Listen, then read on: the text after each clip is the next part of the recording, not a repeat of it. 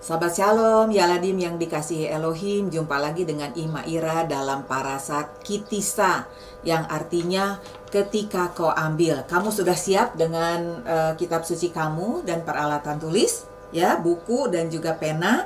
Jangan lupa ya untuk disiapkan sebelum kamu mengikuti Sabat School. Ya, sekarang untuk mendengarkan kisah tentang Kitisa, kita buka kitab suci kita di dalam Keluaran pasal 30. Kita akan baca ayat 12, 13, dan 15. Ima Ira akan baca untuk kamu ya. Hashem berfirman kepada Moshe, apabila engkau menghitung jumlah orang Israel pada waktu mereka didaftarkan, perkataan engkau menghitung dalam bahasa Inggris, when you take a census, bahasa Ibraninya kitisa. Ima Ira ulang ya, apabila engkau menghitung jumlah kitisa orang Israel pada waktu mereka didaftarkan, maka haruslah mereka masing-masing mempersembahkan kepada Hashem uang pendamaian karena nyawanya. Pada waktu orang mendaftarkan mereka supaya jangan ada tulah di antara mereka pada waktu pendaftarannya itu. Inilah yang harus dipersembahkan tiap-tiap orang yang akan termasuk orang-orang yang terdaftar itu. Setengah shikal ditimbang menurut shikal kudus. Shikal ini 20 gera beratnya. Setengah shikal itulah persembahan khusus kepada Hashem. Ayat 15. Orang kaya janganlah mempersembahkan lebih, dan orang miskin janganlah mempersembahkan kurang dari setengah shikal itu pada waktu dipersembahkan persembahan khusus itu kepada Hashem untuk mengadakan pendamaian bagi nyawa kamu sekalian. Ya, uang setengah shikal itu dipersembahkan setelah bangsa Israel berdosa di hadapan Tuhan dengan menyembah anak lembu emas. Tuhan meminta, kalau kamu mau berdamai dengan aku, maka engkau harus memberikan uang setengah shikal. Baik orang kaya maupun orang miskin, tidak boleh kurang atau tidak boleh lebih, ya. Nah, jadi uang setengah shikal itu diminta oleh Adonai Elohim sebagai tanda perdamaian ketika Israel, atau sebagai akibat dari bangsa Israel menyembah anak lembu emas. Padahal kita tahu ya, dalam Asara Hadefarot atau dalam 10 firman, di situ dikatakan bahwa kita tidak boleh menyembah patung. Ya. Nah, kitisa dalam bahasa Ibrani dieja sebagai kaf, yud, taf, shin, alef. Kamu bisa lihat huruf Ibrani di gambar ya. Kaf, yud, taf, shin, alef. Dibaca kitisa. Artinya ketika kau ambil. Kamu masih ingat kisah ketika bangsa Israel sampai di Gunung Sinai, Adonai Elohim meminta Moshe untuk naik ke Gunung Sinai untuk menerima Torah atau 10 firman atau Asara Hadefarot. Kamu masih ingat nggak kisah itu? Masih ingat tentunya ya. Nah, Gunung Sinai pada waktu itu dipenuhi oleh guruh, kilat, awan padat, lidah-lidah api, dan suara syofar yang dahsyat luar biasa. Sehingga bangsa Israel sangat ketakutan dan mereka meminta agar Moshe yang langsung berhadapan dengan Hashem karena bangsa Israel takut mati. Nah, di dalam Kitisa diceritakan Moshe itu masih berada di puncak Gunung Sinai yang tertutup awan padat mendengarkan Torah yang diajarkan oleh Adonai Elohim. Sementara itu, apa yang dilakukan oleh bangsa Israel? Bangsa Israel tidak sabar menunggu Moshe turun dari Gunung Sinai. Mereka berpikir, wah, Moshe ini pasti mati, sudah mati di atas Gunung Sinai sana. Ya, karena sudah 40 hari tidak turun-turun. Dan Gunung Sinai itu masih dalam keadaan yang dahsyat, tertutup awan padat.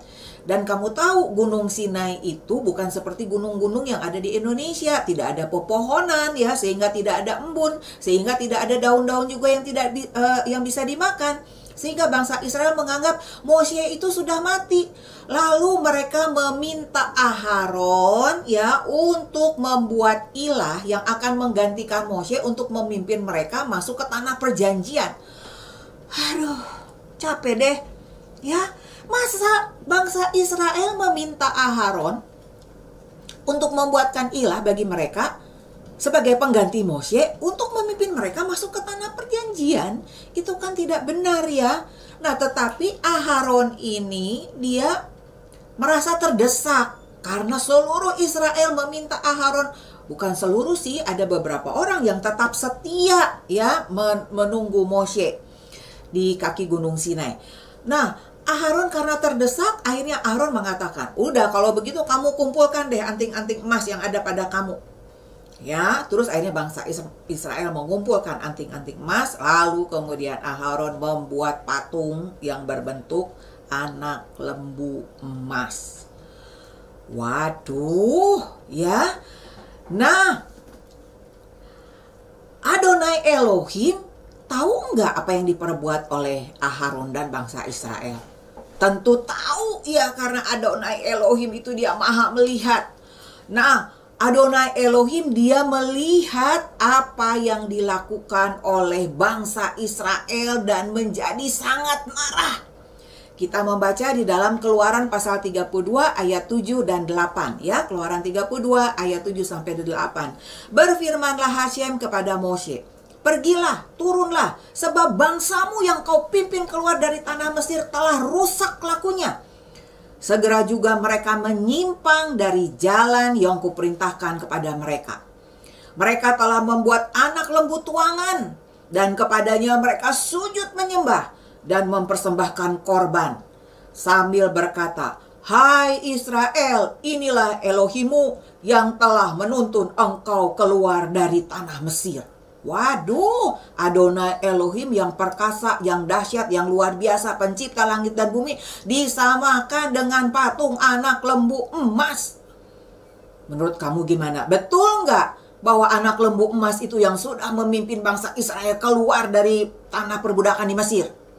Ya tentu tidak betul ya. Dan kemudian apa yang dilakukan oleh Elohim? Ya Elohim tentu marah ya, dan ingin memusnahkan bangsa Israel. Tetapi Moshe berusaha mencoba untuk melunakkan hati Hashem dengan mengingatkan janji yang telah Hashem ucapkan kepada nenek moyang bangsa Israel, yaitu Abraham, Yitzhak, dan Yaakov. Ya, leluhur bangsa Israel. Janjinya apa? Adonai Elohim kepada leluhur bangsa Israel, Abraham, Yitzhak, dan Yaakov. Kita membaca Keluaran 32 ayat 13b ya. Keluaran 32 ayat 13b, janji Hashem kepada Abraham, Yitzhak, dan Yaakov, nenek moyang Israel, aku akan membuat keturunanmu sebanyak bintang di langit, dan seluruh negeri yang kujanjikan ini akan kuberikan kepada keturunanmu, supaya dimilikinya untuk selama-lamanya. Nah, Moshe berhasil nggak melunakkan hati Tuhan? Berhasil. Karena Tuhan yang berjanji, dia setia kepada janjinya. Nah, kalau Tuhan itu jadi menghukum bangsa Israel dilenyapkan, artinya Tuhan tidak memenuhi janji yang sudah diucapkan kepada nenek moyang mereka. Ya Ladim, Moshe tidak ingin Hashem menghukum bangsa Israel, karena waktu itu Moshe belum melihat apa yang dilakukan oleh bangsa Israel. Kemudian ketika Adonai Elohim memerintahkan Moshe untuk turun dari Gunung Sinai, Moshe turun dari Gunung Sinai dengan membawa 2 loh batu. Kamu bisa lihat gambarnya di sana ya. Dia membawa 2 loh batu berisi 10 firman atau Asara Hadefarot. Nah, ketika Moshe turun dan Moshe melihat apa yang sedang dilakukan oleh bangsa Israel, bangsa Israel sedang bersorak-sorai, bangsa Israel sedang berpesta pora, makan dan minum sambil menyembah patung anak lembu emas, maka Moshe menjadi marah. Kamu bisa lihat di sana ada anak lembu emas ya. Moshe menjadi marah. Lalu apa yang dia lakukan? Dia lempar kedua loh batu yang berisi 10 firman. Padahal 2 loh batu itu ya, 10 firman itu yang ada di dalam 2 loh batu itu ditulis oleh tangan Hashem sendiri. Tapi Moshe sangat marah ketika dia melihat bangsa Israel sedang menyembah ilah lain. Ya, dia lempar 2 loh batu itu sehingga hancur berkeping-keping. Nah, sesudah itu ya Ladi, Adonai Elohim menghukum bangsa Israel, tetap menghukum bangsa Israel karena akibat dosa itu ada sesuatu. Jadi ada ayat firman Tuhan juga yang mengatakan akibat dosa itu adalah maut. Nah, Adonai Elohim tetap menghukum bangsa Israel, tetapi dia tidak memusnahkan seluruh bangsa Israel. Dia menghukum ada 3.000 orang mati karena penyembahan anak lembu emas. Ya. Nah, lalu sesudah Moshe melihat ada 3.000 orang yang mati, Moshe berdoa kepada Hashem memohon belas kasihan untuk mengampuni bangsa Israel. Moshe berkata kepada Hashem, kalau engkau tidak mau memberhentikan tulah ini dan engkau tidak mau mengampuni bangsa Israel, biarlah namaku itu tidak usah ditulis di dalam kitab kehidupan. Luar biasa ya. Padahal bukan Moshe yang berbuat dosa, bangsa Israel yang berbuat dosa. Tapi Moshe itu sangat mengasihi bangsa Israel. Jadi Moshe berkata kepada Hashem, kalau engkau tidak bisa memaafkan bangsa Israel, biarlah namaku dihapus dari kitab kehidupan. Nah, perkataan Moshe kepada Hashem yang meminta supaya namanya dihapus dari kitab kehidupan, kalau Adonai Elohim tidak mau mengampuni bangsa Israel, itu sama seperti yang dilakukan oleh Yeshua HaMashiach, firman Elohim yang menjadi manusia. Yeshua HaMashiach juga melakukan hal yang sama. Dia rela mati untuk keampunan dosa-dosa kita, untuk keampunan dosa kamu, untuk keampunan dosa Ima. Padahal Yeshua HaMashiach tidak berdosa. Ya. Nah, kenapa Yeshua mau melakukan itu? Karena dia mengasihi, sangat mengasihi kita semua manusia yang sudah berdosa. Nah, kita buka Yohanes pasal 15 ayat 13 ya. Apa yang dikatakan oleh Yeshua dalam Yohanes 15 ayat 13. Ini juga merupakan ayat hafalan bagi kamu ya. Kita akan baca Yohanes pasal 15 ayat 13. Tidak ada kasih yang lebih besar daripada kasih seorang yang memberikan nyawanya untuk sahabat-sahabatnya. Luar biasa ya. Ini yang dikatakan oleh Yeshua HaMashiach. Tidak ada kasih yang lebih besar daripada kasih seorang yang memberikan nyawanya untuk sahabat-sahabatnya.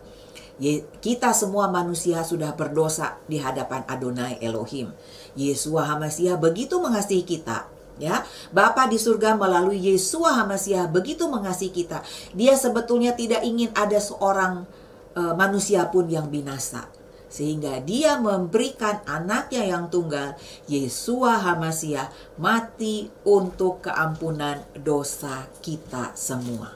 Ya, nah pelajaran yang bisa kita ambil dari parasat Kitisya ini adalah bahwa jangan berbuat dosa dan jangan melawan Adonai Elohim, karena upahnya itu adalah maut. Kol hakafot, Yeshua HaMashiach memberkati. Shabbat Shalom.